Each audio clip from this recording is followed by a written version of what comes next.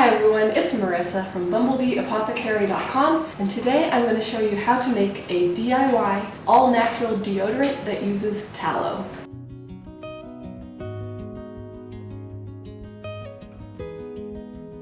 So if you've been on my channel at all, you'll know that I'm a huge fan of grass-fed tallow for its amazing, very unique benefits. I have lots of recipes already up on this channel and my website, bumblebeeapothecary.com, that use tallow. So if you're new here, you'll definitely want to go check those out. For now, let's jump right in. We're going to start by measuring all of our ingredients that need to melt into the top of a double boiler.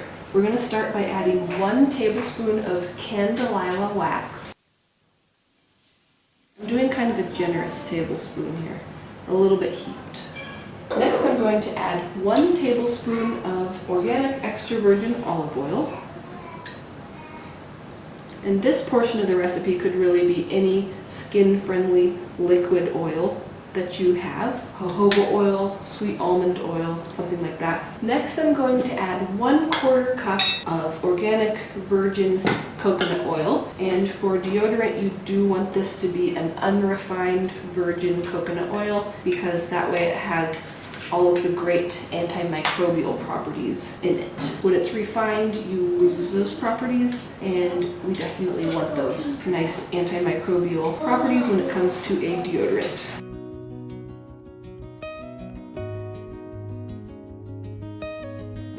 The next thing that I'm going to add is 1/4 cup of grass-fed tallow. Now, the easiest way to measure this is to melt it down and pour some into a measuring cup, but I'm not going to do that. I'm going to kind of chunk it up and eyeball 1/4 cup the best that I can. This came out of the freezer, so it's extremely hard. If it's a very soft, trim fat tallow, you may need to adjust the recipe a little bit. You might add about 1 or 2 more teaspoons of candelilla wax, for example. I have very hard leaf tallow, so I'm going to keep the recipe as is. And leaf tallow is my favorite for skincare body products, just because that nice fat from around the internal organs, it's more pure, it's more odorless, it's lighter in color than trim fat, it has more of the benefits, more of the vitamins and nutrients, and so that's my preference when it comes to skincare, is the hard leaf fat. But you can do it with trim fat if you want to as well. You may just need to increase that candelilla wax by a little bit.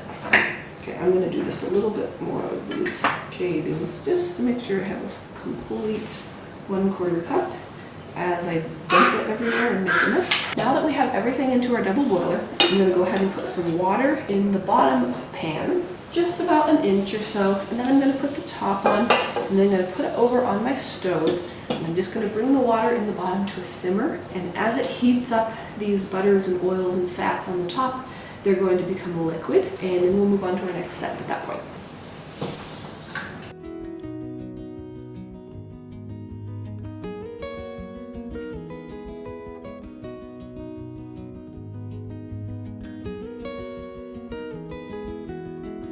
Now that the fat, oil, butter mixture is completely melted and liquid, it's time to add our dry ingredients. I'm going to add 1 cup of arrowroot powder,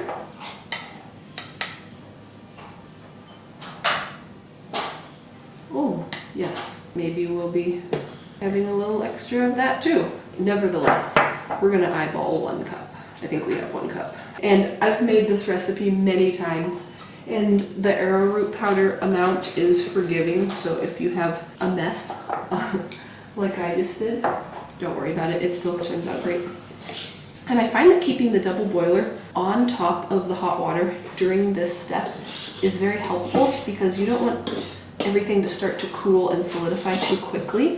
So by keeping that hot water under there, it gives you a little bit more time as you're mixing everything together in this step. Next I'm going to add 2 teaspoons of baking soda.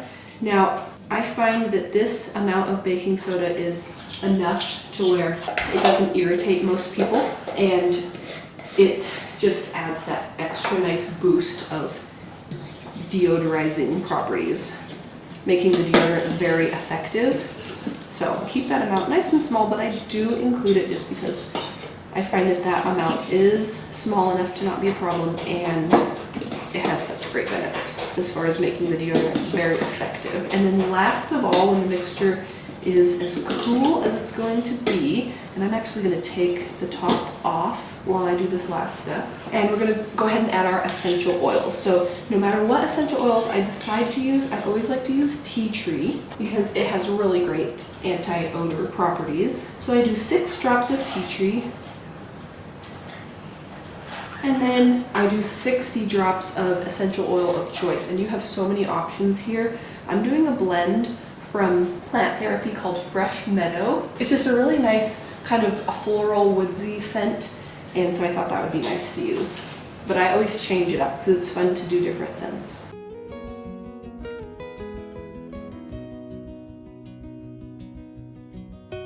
I'll do extras for good measure oftentimes, and then we'll just stir that in.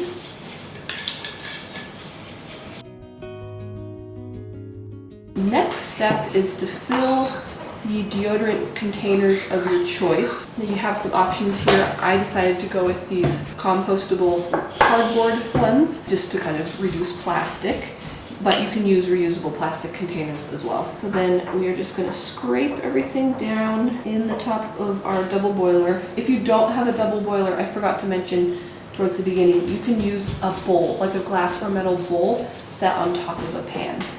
I'm just going to carefully pour these into our containers.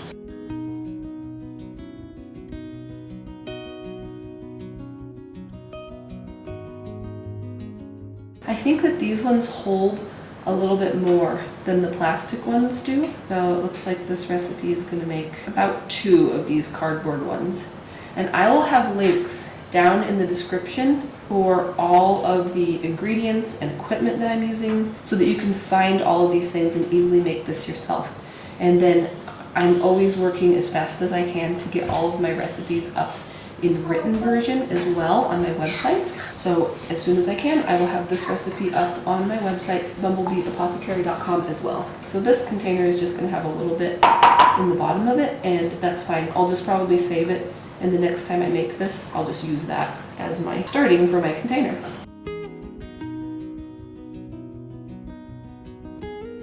So like I said, you can customize this so many different ways with a lot of different scent options. Lavender is a really nice option just to use a little bit of tea tree oil and lavender oil in this. You can do cedar wood for more of a woodsy scent. You can do lots of different options. It's really fun to do different ones each time that you make this. And you can absolutely make a bigger batch. It looks like I would triple this if you're going to use these exact same containers that I have to fill all of these. Otherwise, if you're using the 2.5 ounce plastic deodorant containers, it'll make 4 of those. This recipe as written will make 4 of those. So I hope that you enjoyed coming along to see how to make your own DIY all-natural tallow deodorant. Check out that description box, like I said, for links to all of the different ingredients and supplies that you need to make this. If you do make it, make sure to take a picture and tag me on Instagram because I would love to see how yours turned out and hear how you liked it. My Instagram is @bumblebeeapothecary. And if you're new here, please hit that subscribe button. All right, I'll see you next time. Bye.